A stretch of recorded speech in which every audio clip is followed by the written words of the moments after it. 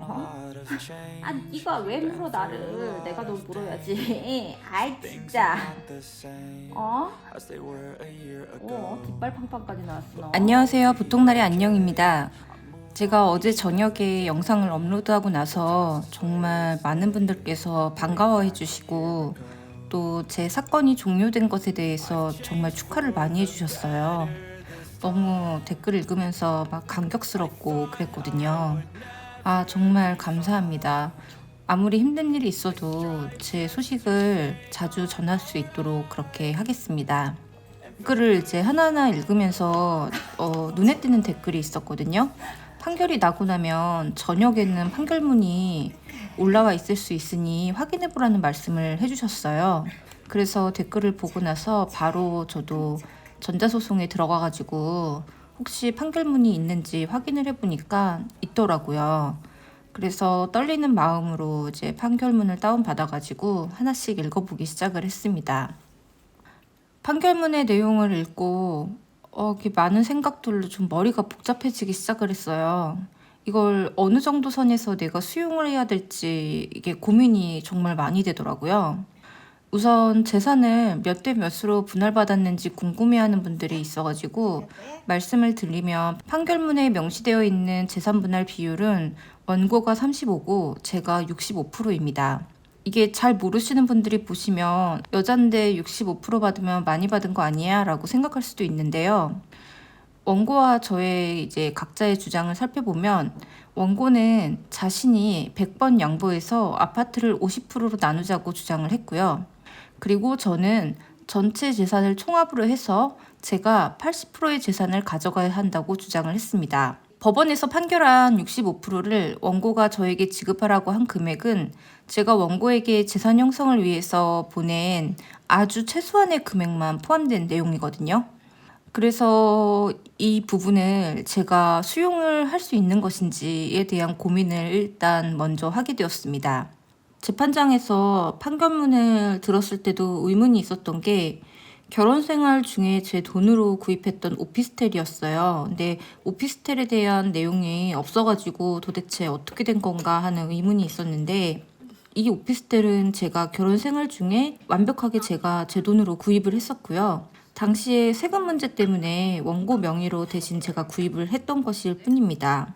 저는 이 당시에 제 돈으로 완벽하게 세금까지 포함해서 오피스텔을 구입한 증거들을 수차례 제출을 했고요. 그리고 오피스텔을 돌려달라는 요청을 해왔지만 오피스텔의 원금을 총합에 더해서 제가 가져가는 금액에 포함을 시켜둔 거예요. 이혼이라는 것이 재산이 더 많은 사람이 어쩔 수 없이 손해를 볼 수밖에 없는 구조라고는 하지만 저는 여러 번에 거쳐서 오피스텔은 원고에게 넘길 수 없다. 그리고 재산의 총합에서 더해서 받고자 한 것이 아니고 명의 이전을 통해서 돌려달라는 요청을 해왔습니다. 하지만 이 내용은 철저하게 무시가 되었고 이 재판대로라면 오피스텔은 원고 명의로 되어 있기 때문에 그대로 원고 소유가 되는 것입니다.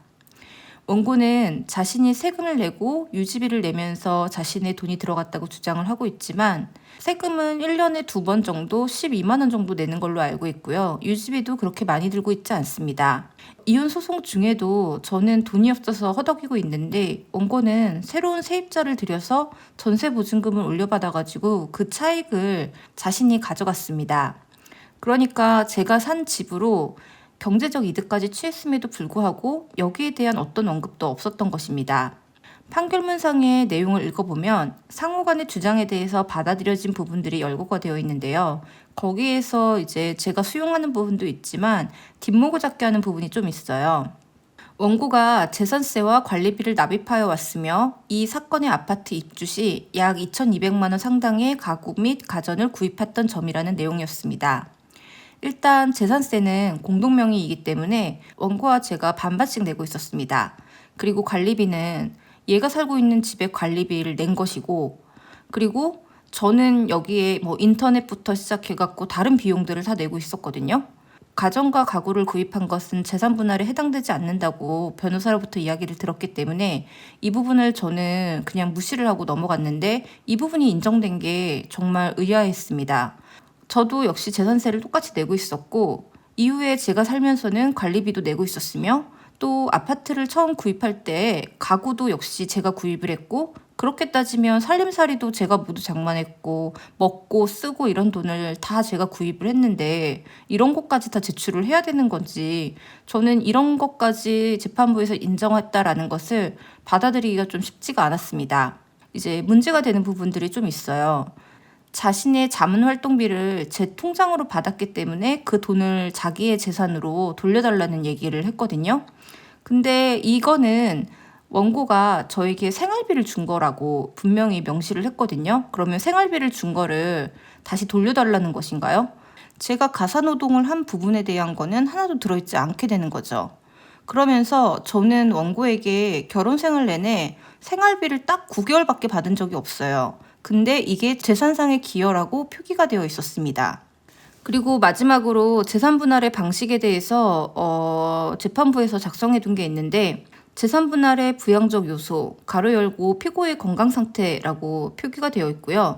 등을 비롯하여 분할 대상 재산의 취득 경위, 그리고 형성 및 유지에 대한 원피고의 기여 정도, 두 사람의 나이, 직업, 혼인 과정의 기간, 파탄 경위 등의 여러 사정을 참작하여 위와 같이 정한다라고 되어 있거든요.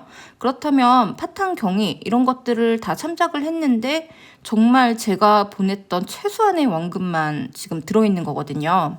결국에는 혼인 파탄으로 이르게 한 원고는 오히려 경제적인 이득을 취하게 되었고, 원고가 끝까지 밝히지 않은 코인에 대한 언급은 전혀 남아있지 않는 점을 고려해서 봤을 때 저는 이 사실을 좀 받아들이기가 어렵다라고 생각을 하게 되었습니다.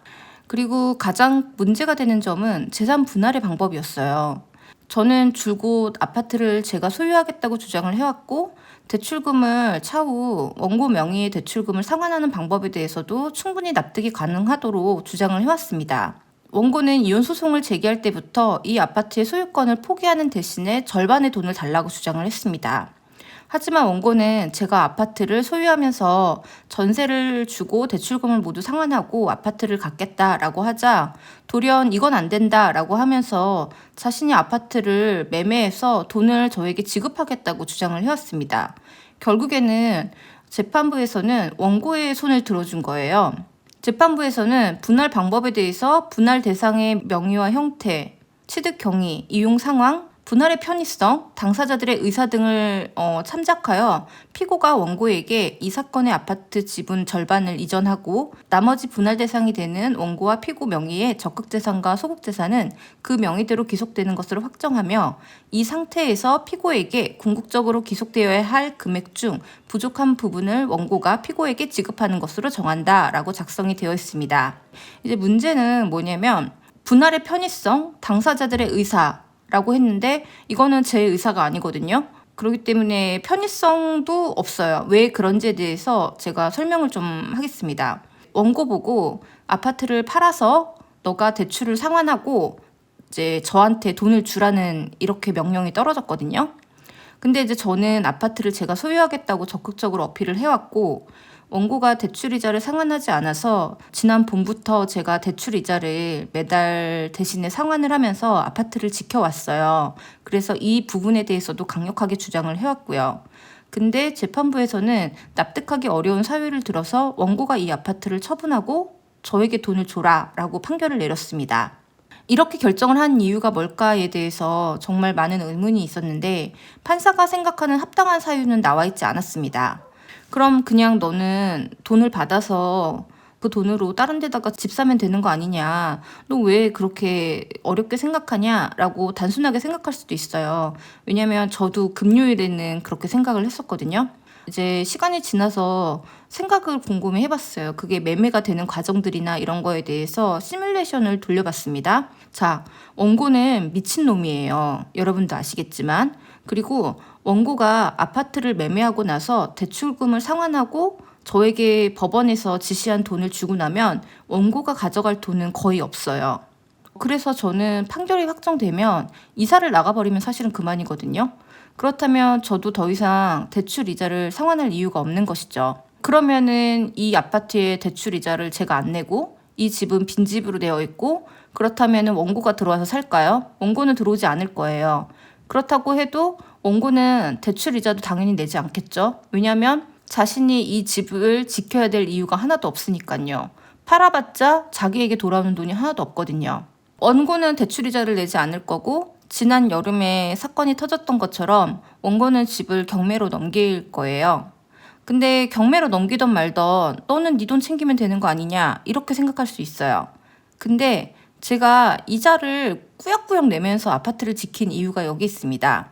집이 일단 경매로 넘어가면 감정가에서부터 시작이 되거든요. 감정가가 시장가보다 높아요, 지금. 그래서 대부분의 아파트들이 한번 유찰이 된 상태에서 경매에 들어갑니다. 유찰이 한번 된 상태에서 경매가 들어가면 30% 정도 빠진 상태에서 들어가게 돼요. 그렇게 되면 시장가보다 떨어지는 상태로 들어가게 되는 건데 더 최악의 경우에는 유찰이 2번 되는 경우에는 60%로 들어가게 되는 것입니다. 경매로 이제 넘어가게 되면은 가장 먼저 1차로 이제 대출을 준 은행에서 돈을 먼저 가져가고요.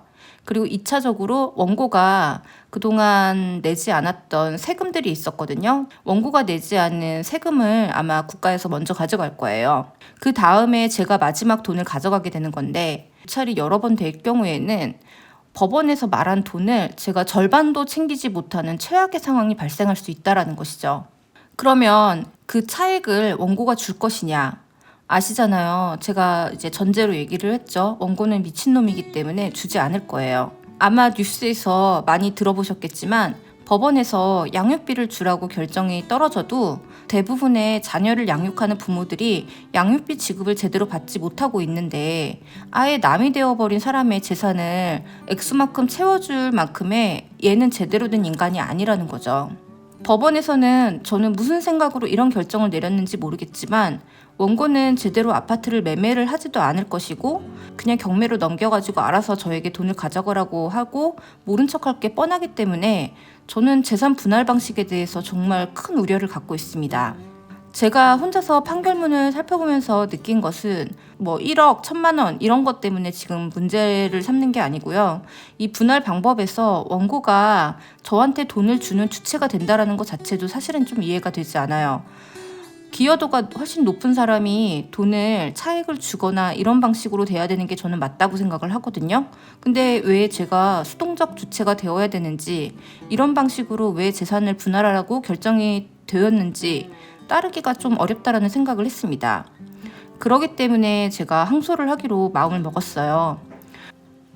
좋은 말씀을 해주시는 분들이 제 옆에 이렇게 많이 계시고 그동안 또 더 힘든 일들도 잘 지나왔으니 마무리도 제가 주체자가 되어서 하는 것이 저는 맞다고 생각을 하고 그리고 저희 재산을 잘 지키는 방향으로 한 번 더 싸워보도록 하겠습니다. 지금 나라의 시국도 어지러워서 정말 다들 힘든 시간을 보내시는데도 불구하고 저의 이야기를 듣고 기뻐해 주신 분들께 정말 다시 한번 감사 말씀을 드립니다. 바뀐 소식이 있으면 다시 한번 이야기를 전해드리도록 하겠습니다. 감사합니다.